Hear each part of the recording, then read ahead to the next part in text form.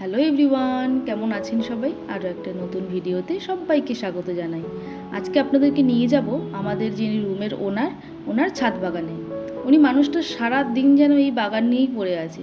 উনি একবার প্রশ্ন করেছিলাম যে আপনি এত সারাদিন এই যে করেন, সবজি তো নিজে কিছু খান না তুলে, তা করতে ভালো লাগে? ওনার বলল ওই যখন গাছে সবজিগুলো আসে না, মানে ওনার তাতেই ভীষণ আনন্দ। এটা সত্যি কথা, গাছে ফুল বা ফল হলে মানে ভীষণ আনন্দ হয়। আর এই যে ঝিঙেগুলো দেখছেন, এগুলো অনেকগুলোই দেখলাম যে বেশ বুড়ো হয়ে গেছে। তো যেগুলো একটু কম পাকা আছে, খাওয়া যাবে, সেইগুলো নিয়ে বাকিগুলো রেখে দেওয়া হলো পরবর্তীকালের বীজের জন্য। আর ঢ্যাঁড়স তো প্রচুর হয়েছিল। আর এই যে ছোট ছোট লেবুগুলো দেখছেন, এগুলো হচ্ছে কমলা লেবুই, কিন্তু খুব ছোট সাইজের হয়। আর টক কি মারাত্মক টক হয় যে কি বলবো আপনাদেরকে।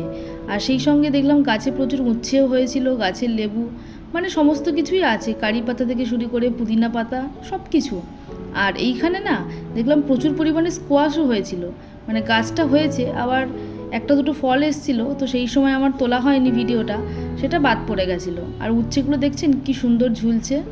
আর লঙ্কাও দেখলাম, লঙ্কা গাছে নতুন ফুল এসছে। তার মাঝখানে আবার অর্পণ এসে দেখাচ্ছে আমাকে যে আন্টি দেখো, এর গোড়াতে একটা ছোট্ট লেবু পড়ে আছে।